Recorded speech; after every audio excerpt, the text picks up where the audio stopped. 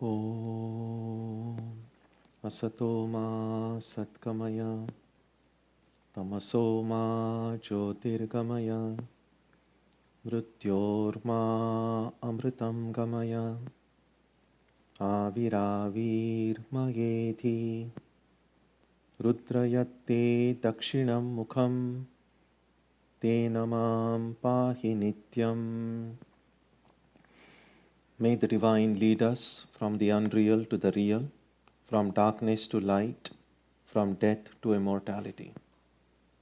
May the Divine consciousness fill our hearts and protect us.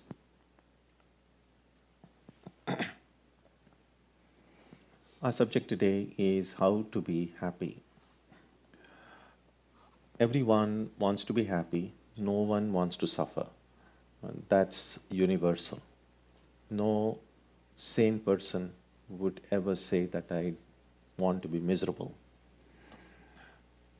And because this is what all people want, the Sanskrit term for this is called Purushartha. Purusha is people or human beings. Artha means what they want. So, if we have to say one thing that we all want universally, with no exceptions, and I'm obviously speaking of people in their right senses, they all want to be happy and they don't want pain and misery. Where we do differ is not in what we want, but how we will get it. So we have different ideas about what it is that will make me happy and what it is that will take away my pain and suffering. Now, all of these ideas that we have about what will bring us happiness can broadly be categorized into four groups. One is clearly the idea of wealth. Wealth becomes a value in life because of this strong conviction that wealth will bring me happiness. And that makes sense because whatever I need, I'm able to get with the power of money in my hand. And whatever it is that brings me pain or suffering, I'm able to somehow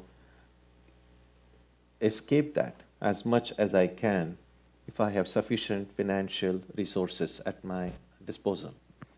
And therefore, wealth becomes a value in itself because it helps me achieve happiness. Now, there's another idea also that it's not just wealth that can bring me happiness, but because clearly, well, just the idea that I have a lot of wealth can bring some amount of happiness, granted. But we know that wealth is useful only when it is used. While having a lot of money in your bank deposit or in your investments can bring some amount of the happiness that comes from security. But a more happiness can come if I actually utilize that wealth to get me the things that I want, things that will make me happy, good food, or whatever other interests I have in life. And therefore, enjoyment that can come through using of this wealth properly, that also becomes a value in life. And all enjoyment that comes to us comes through our senses. The beautiful sights that we see through the eyes, the great sounds that we hear through the ears, and so on. So just like wealth, therefore, sensual enjoyment that comes through our senses, also becomes a value in life. Then there is other idea that it's not just wealth and sensual pleasures that can bring me happiness, but living an honest, truthful life, living an ethical life. According to some, the joy that we get from living a truly honest and ethical life, even if we do not have sufficient wealth or sufficient sensual pleasures, just the joy of being honest and truthful can beat the other avenues of happiness. And therefore, an ethical life, an honest life, a life of dharma, as they say, that also becomes a value in life. And then, of course, there are others who say that happiness can come through seeking God, through having a spiritual ideal. While we may have several other goals in life, that if there is no place for a spiritual goal in our life, a spiritual ideal in our life, then happiness will not be complete. And so there are these four broad categories, therefore: wealth, sensual enjoyment, ethical life, and spiritual life, as being four broad categories through which happiness can come. Now, the Sanskrit term for these four, wealth is called artha, sensual enjoyment is called kama, ethical life is called dharma, and moksha, that pursuit of spiritual freedom, that is what spiritual life stands for.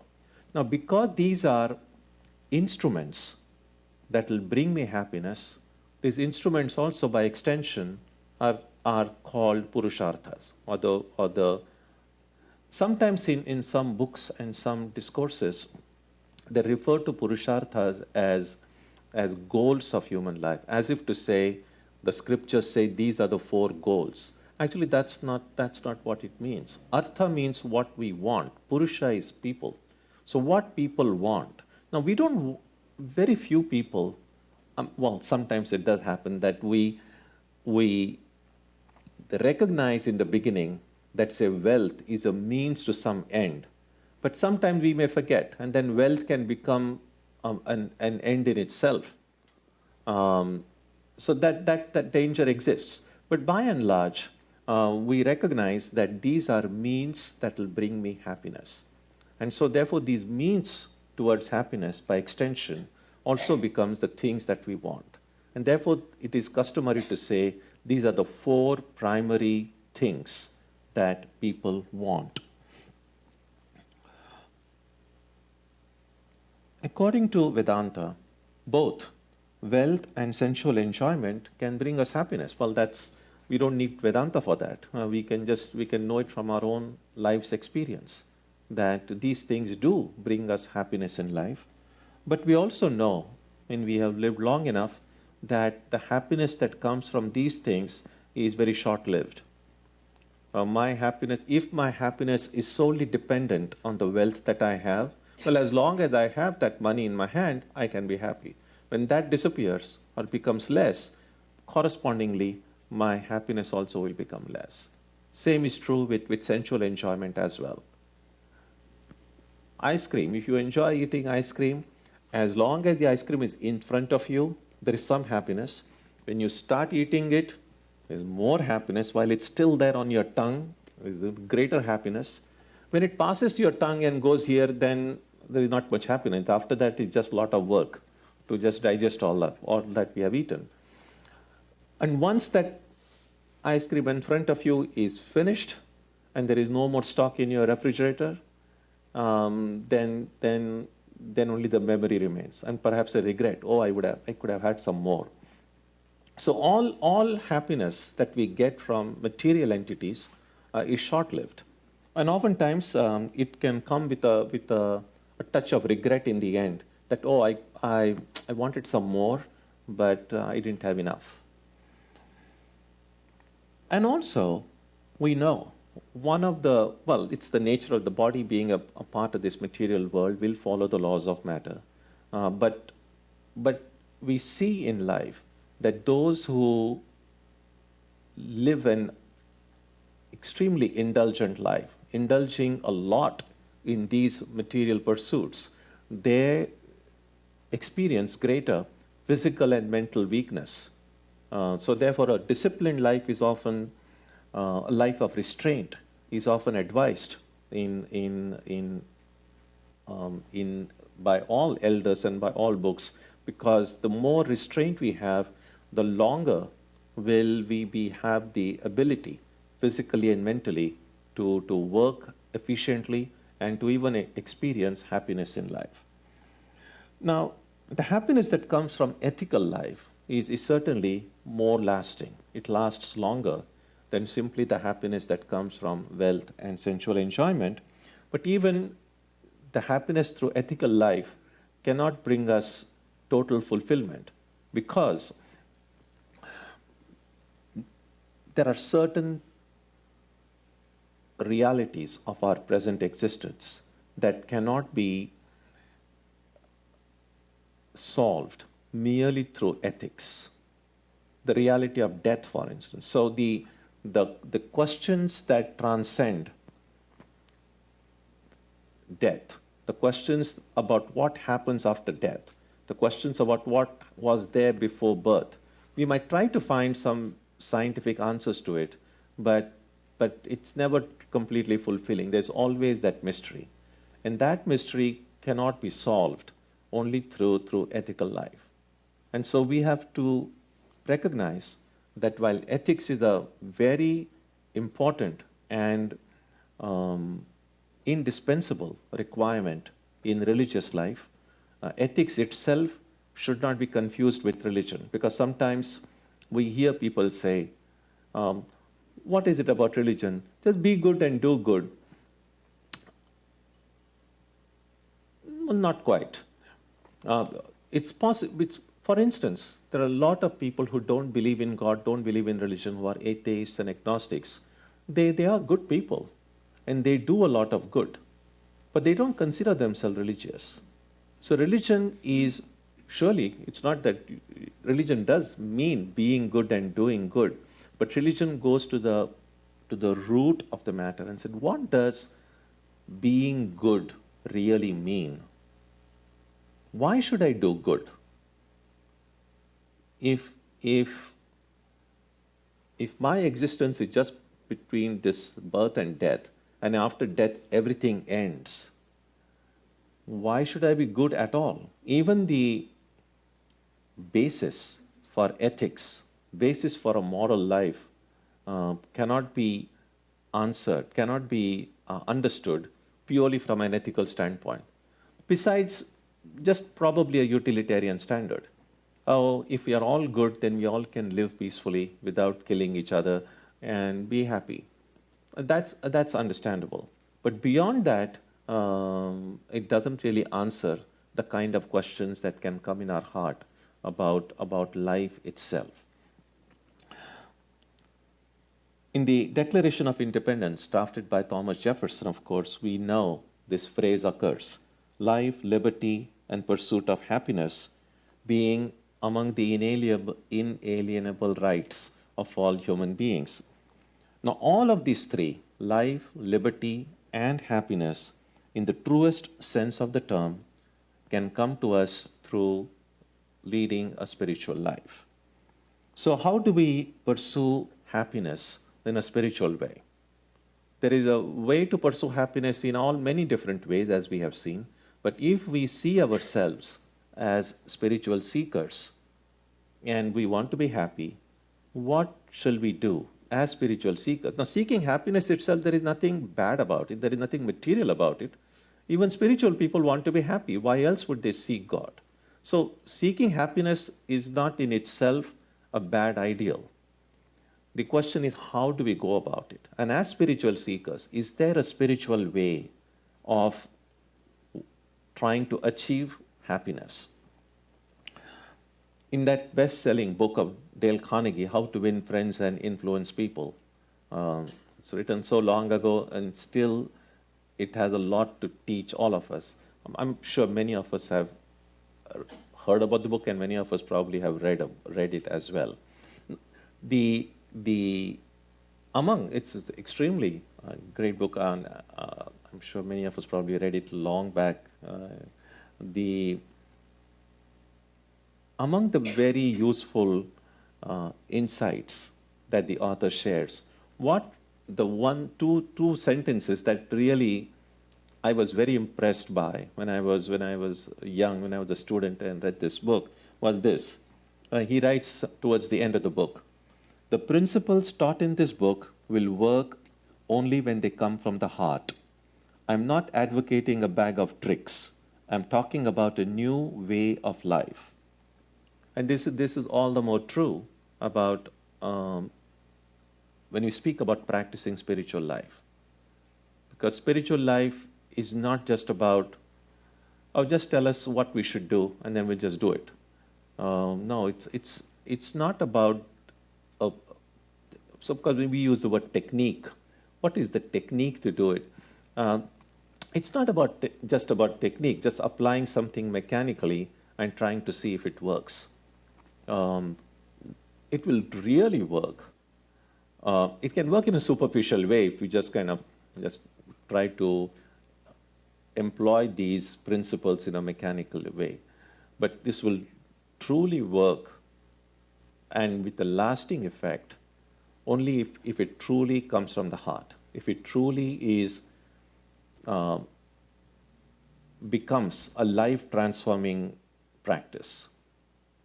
And that's why a superficial practice of spiritual life will bring only superficial benefits. If we want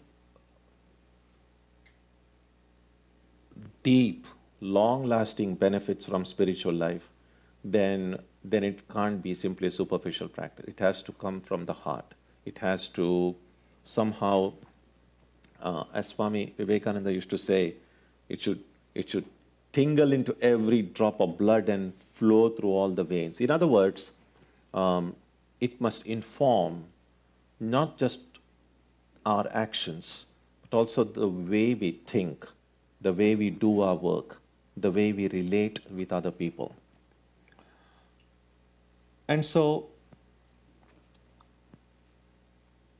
here are a few things that we can do as spiritual seekers of pursuing happiness spiritually. First thing is to make an effort to live without expectations in life. If we look in our heart, we see that our lives are filled with expectations of many different kinds. At the very least, I hope it's a sunny day today. But again, that's an expectation. And what day it is going to be, the day will decide. My expectation is not going to change the outcome. And yet, we cannot stop ourselves from expecting. There is a text called the Bhagavata, which has this Sanskrit advice in Sanskrit. It says, Ashahi paramam dukkham, nairashyam paramam sukham, which simply means living with expectation produces profound misery. Living without expectation produces profound happiness. And this living without expectation, it becomes easier if we are convinced that what is due to us, what is due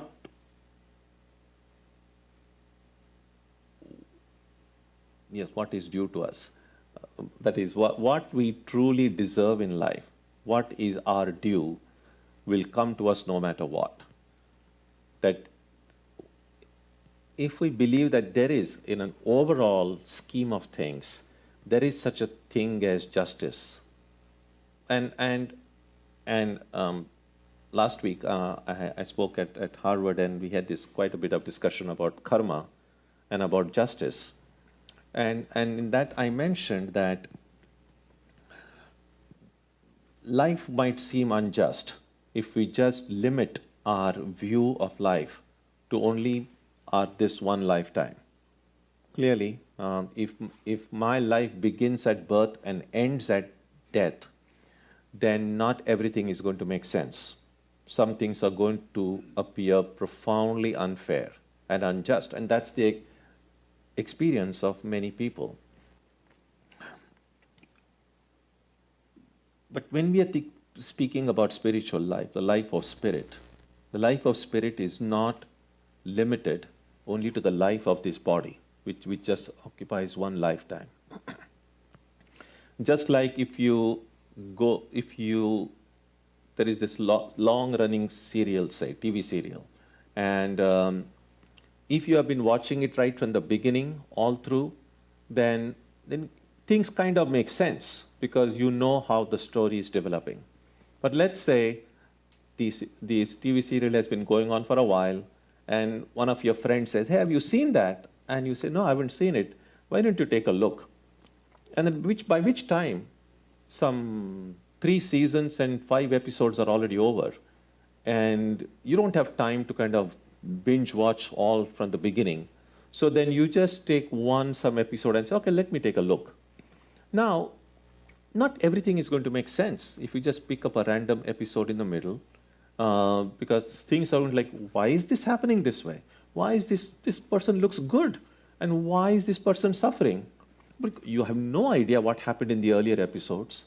I have no idea what's going to happen in later episodes. If I limit my judgment only to this one random episode in the middle, things are not going to make sense. That's pretty much the situation now. We are trying to judge life with just looking this one episode of our one lifetime. And so that's why I said in the larger scheme of things, now we might say, well, what do I know? I don't remember my past births. I don't know what future births will I have. So how can I be sure? Absolutely, I completely understand that we don't remember it.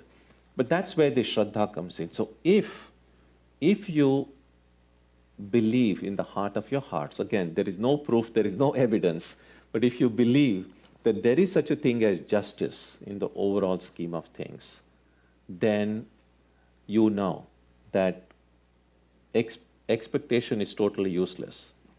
That what will come to me will come to me. Nobody can stop it. And if something is not going to come to me, it will never come to me, even if I move heaven and earth. And so, living without expectation. Now, first of all, is it possible? And this I can tell you, it's absolutely possible. If it were impossible, it would the books, the scriptures would never ask us to do it. So whatever we are told by these wisdom of the great ones of the past, they could do it, and none of them said that only they can do it and the rest of us just worship them. They said we could do it and you can do it too. So living without expectation is possible. And of course we know what will be, will be. There is that a favorite verse of mine from the Panchadashi. It says, Yad abhavi natad bhavi, bhavi chet natad anyatha, iti chinta vishagnoyam bodho brahma nivartakaha. Which simply means this. In Sanskrit it sounds very musical, but it simply means this. What is going to happen will happen. What will not happen will not happen.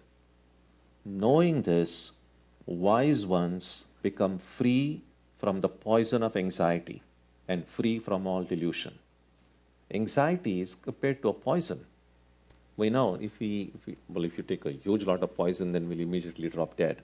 But if we take a little bit of poison, it will kind of work its way all through and paralyze us. It'll completely shatter our life.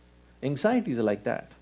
Anxiety is like a small dose of poison entering, and it saps away all our energy, all our hope. And the best way to remove anxiety is to recognize that what is going to be, it's going to be. And what will not be, will not be. Now that doesn't mean I just sit in a corner doing nothing. What it means is I need to do what I need to do. I must carry out all my duties and responsibilities as best I can. And after having done my best, I must have that enough detachment to step back and said, I have done my best. Now what will happen will happen. What will not happen will not happen. A person who can do this, such a person can be truly happy. So living without expectation becomes possible if we recognize we all do our duty and let things work the way they should. Swami Vivekananda used to say, our job is to put the chemicals together. Crystallization will take place on its own. And that's exactly what this first practice could be. living without expectation. And what we can do, all of us, we can just look in our heart and say, well, clearly, at present, I have a lot of expectations in life. What do I do with these? Let's say, if I expect to do well in my exams, by simply expecting it and then being anxious about it is just not going to do anything. Well, if I want to do well in my exams, I need to study hard, I need to work hard. If I concentrate my attention there, then what will happen. But merely being anxious about the results, being anxious about the exams will not help. So that's the kind of attitude a spiritual seeker will have. The next thing, so living without expectation. The second thing is living without regrets. Again, all of us, when we are very young, we probably may not have too many regrets. But as we grow older, we keep on collecting more and more regrets in life. And if we are not careful, our life could just become just a bag of regrets. And that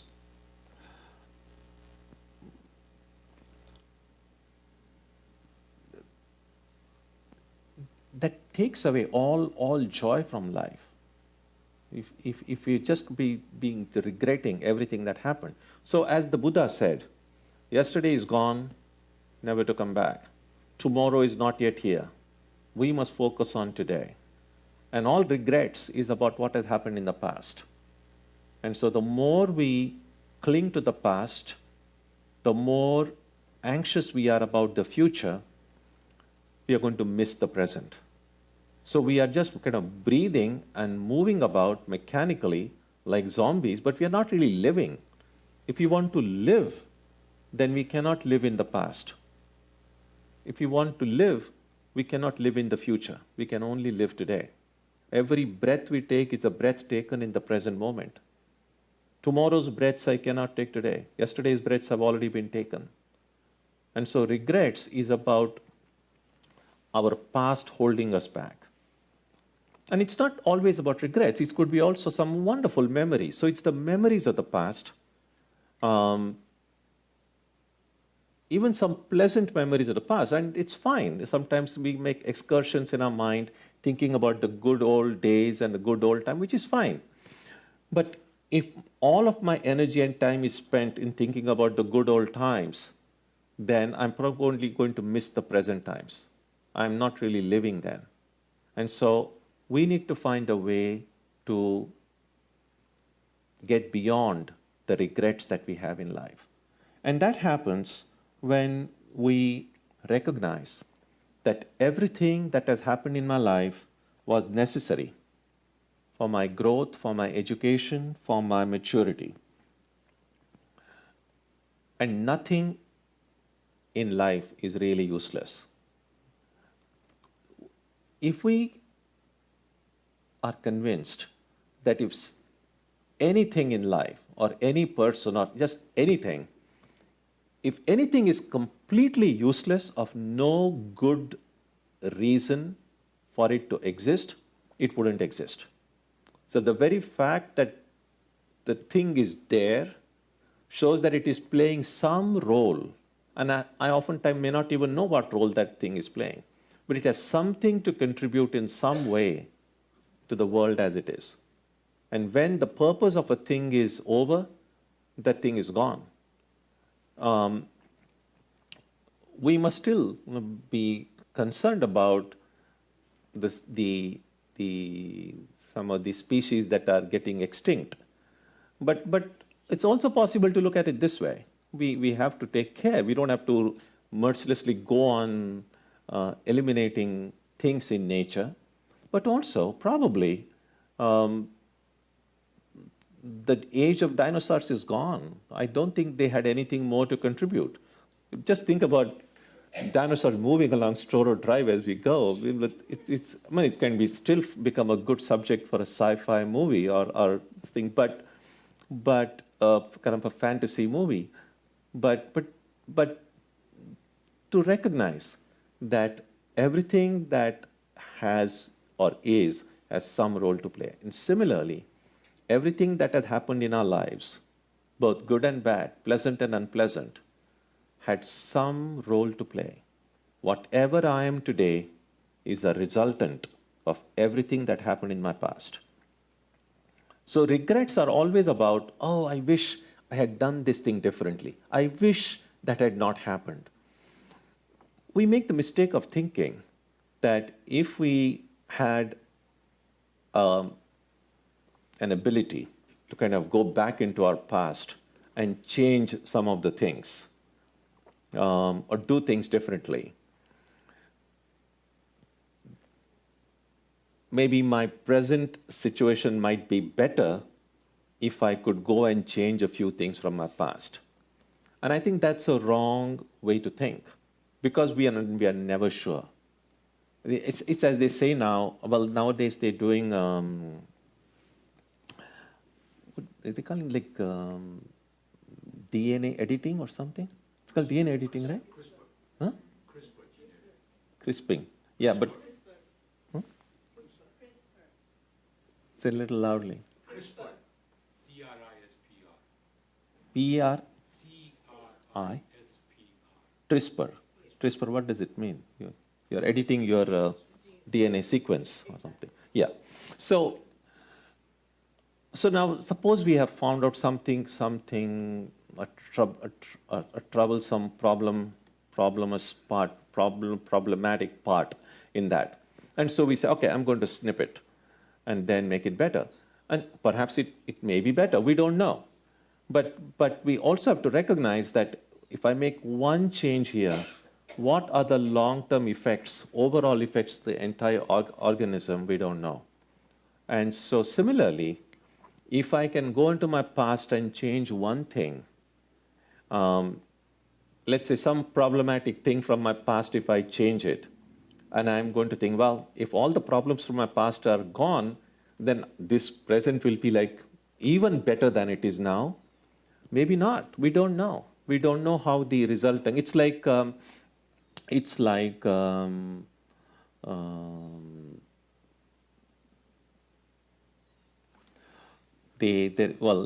one thing, I think it's called the butterfly effect, that when a butterfly flutters in one place, we don't know, it could be very subtle, but things are being changed. The overall dynamic equilibrium that exists in the universe is being affected.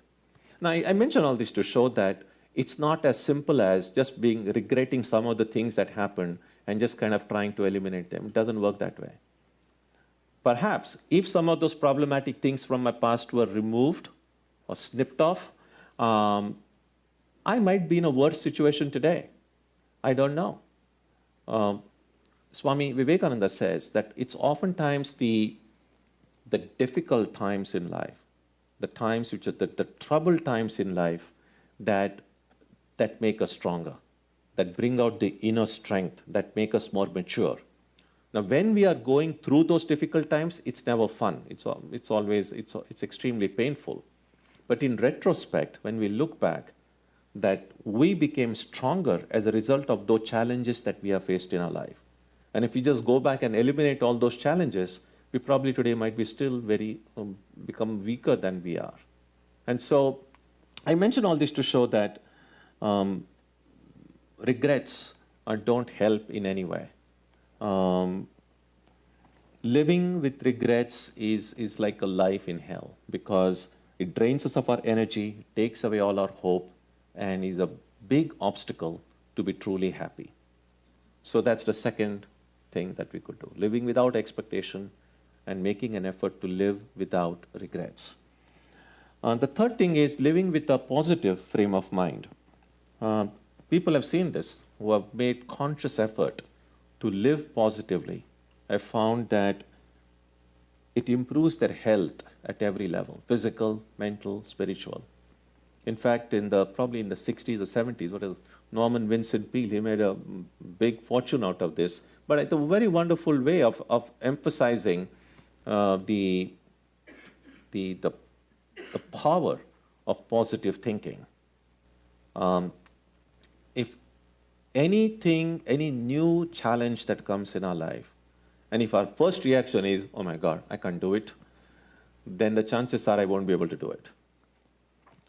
But if everything new comes, no matter how difficult, no matter a part of you says, oh, it's tough, but if you have that faith within you and say, and that's why I like that slogan, Obama, yes, I can. It's not just for political campaigning. I think it's even for our own individual lives. No matter what, because every challenge that comes in our life, no one is going to come and ask you, shall I bring this challenge to you? No, it's just going to come. We really don't have any option about the challenges we are going to facing now and the challenges we are going to face in the future. So since we don't have any option, the only option we have is whether I look on those challenges with a positive frame or a negative frame of mind. And therefore, anything that comes, yes, I can. And sure, while trying to do it, there will be difficulties, there will be challenges, but the attitude of the mind, the idea that yes, I can conquer it, that releases some reserves within our system, and we are able to do things which will even surprise us. And therefore, this positive frame of mind is very important. And this comes through cultivating Shraddha, that deep faith in oneself. Swami Vivekananda once famously said, if you don't have any faith in yourself, your faith in God is useless. So it's not enough to say, oh, I have a great faith in God, I really don't have any faith in myself. Because what is the worth of this person's faith in God if this person doesn't have faith in one's own self? And therefore, the first thing we must have is have that faith in oneself. Yes, there will be difficulty, but I will do it. Even if I don't succeed, I will fail while giving my best. I won't give up and say, oh no, why try? And so Shraddha, and how does Shraddha, this deep faith, how can it be cultivated? And the Upanishads, the Gita, are unanimous in stressing that can be cultivated only through a life of discipline, or an honest, truthful life. An immoral person, an unethical person, can never have that deep faith in themselves. And that's the basic requirement for a spiritual seeker, therefore. That's cultivation. We already have the seeds of that faith, seeds of the Shraddha in our heart. But those seeds can be cultivated only through leading an honest, truthful life. And finally, making an effort to live in the presence of God. So as spiritual seekers, whatever spiritual practice we have of prayer, worship, japa, meditation, spiritual study, if we look upon all these things that we do in our lives as opportunities to be in the presence of God. Because when I'm praying, if I'm thinking of things other than God, then I'm in the presence of those other things. Because whatever I'm in presence of, those are the things I'll be thinking about. So it's not about how much time you spend praying or how much time you spend meditating. Whatever, even if it's a few minutes, but during those minutes, in whose presence am I sitting? That's why the meditation in Sanskrit is often called upasana. Upa means the asana is sitting, and upa, the prefix upa means near. So upasana literally means sitting near. So all these practices with the prayer, japa, meditation, we are sitting in the presence, sitting near God. The more we are able to do our daily practices with faith that I'm sitting in the presence of God. And if I'm sitting in God's presence, why would I want to think of anything else or anybody else? So that's the practice, living in the presence. And we have seen, all of us have experienced it, I'm absolutely sure, that those few days or those occasions when you are able to just truly immerse yourself in prayer or meditation, you feel good afterwards. You feel happy afterwards. Now, that happiness can be ours every day if we try to make it a practice which is filled with faith and with regularity and sincerity. Now, spiritual practice doesn't end when meditation ends. In fact, someone said that true religion begins when the sermon ends. And therefore, it's not just about seeing God in our heart when you're meditating, but when the meditation ends, and then when you get busy with doing the things that you need to do, when you're with your family, with your friends, or at your workplace, wherever you are, if we make an effort at such times to try to remember that just as during meditation, I made an effort to see God in my heart, at other times, these people I am with, well, they have hearts too, and God is present in their heart as well. And therefore, the more I'm able to remind myself that God is present in the heart of every person in front of me, the way of dealing with people respectfully, with true love, just as we have this feeling of reverence, of love, when we are in a shrine or in a temple.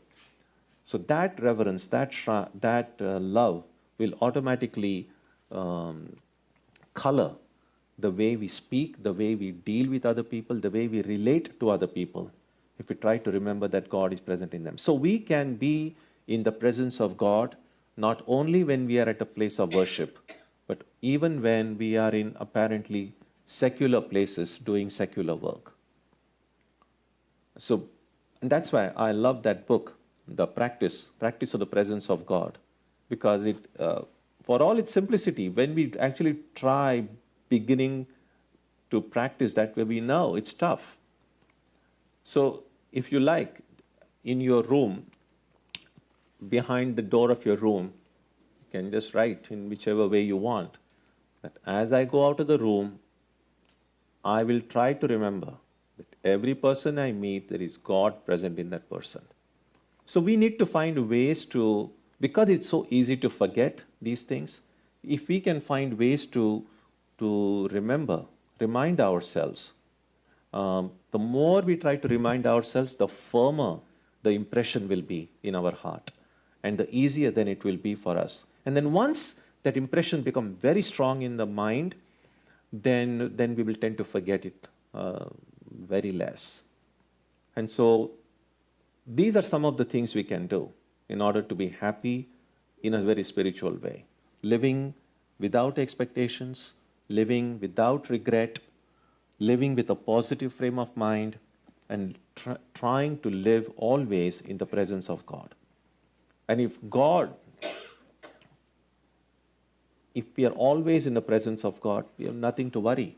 Everything will be taken care of. Why should we have any anxiety at all? It's like this, when a little baby is in her mother's arms, a baby is not afraid of anything. A baby thinks, well, we were all babies once, and we felt, well, my mom and dad can do anything. They are the best. There's no difficulty that my mom and dad can't solve. When we grow older, we have different ideas, but but when we are little, now we can be babies like that. And we are, in fact. We say, well, God is my father, God is my mother. Then we are. If I'm truly a child of God, and if I'm truly remember that I'm in the presence of God, why should I have any worries at all? Swami Ramakrishnananda, great disciple of Ramakrishna, once said, and I think it's a profound statement that we all need to remember. He said, the presence of worry and anxiety in our mind is an indication that our faith in God hasn't become strong yet. So it's easy to say, well, I believe in God. It's easy to say I have faith in God.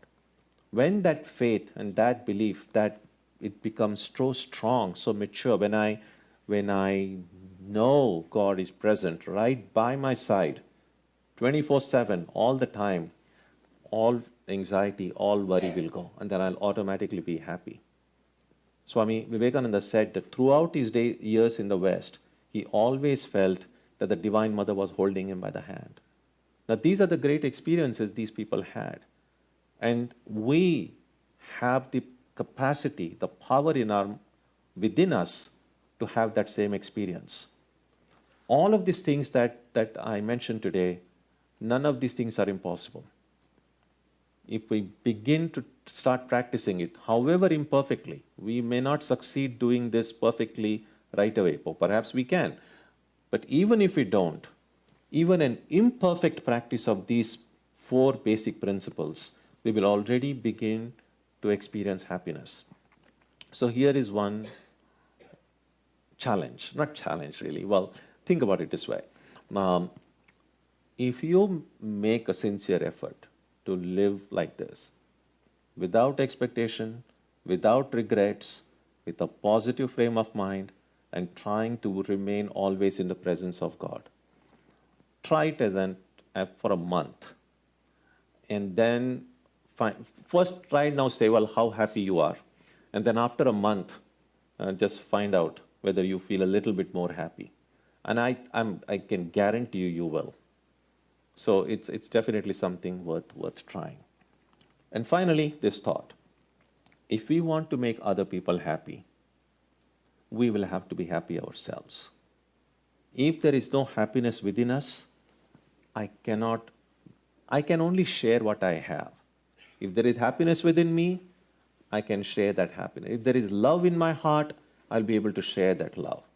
If that is not there, it'll be just an empty show of happiness. You can see a forced smile and a smile that comes through an inner happiness. There is difference in it.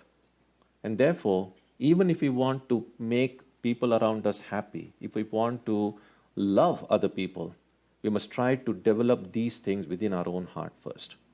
So there is a spiritual way to do things, and there is a non-spiritual way to do it.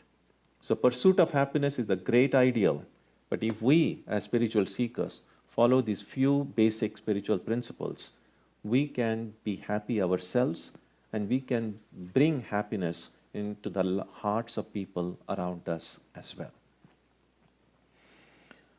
Om Jananim Saratam Devim Ramakrishnam Jagadgurum Padapadme Tayo Shritva Pranamami Muhurmuhu.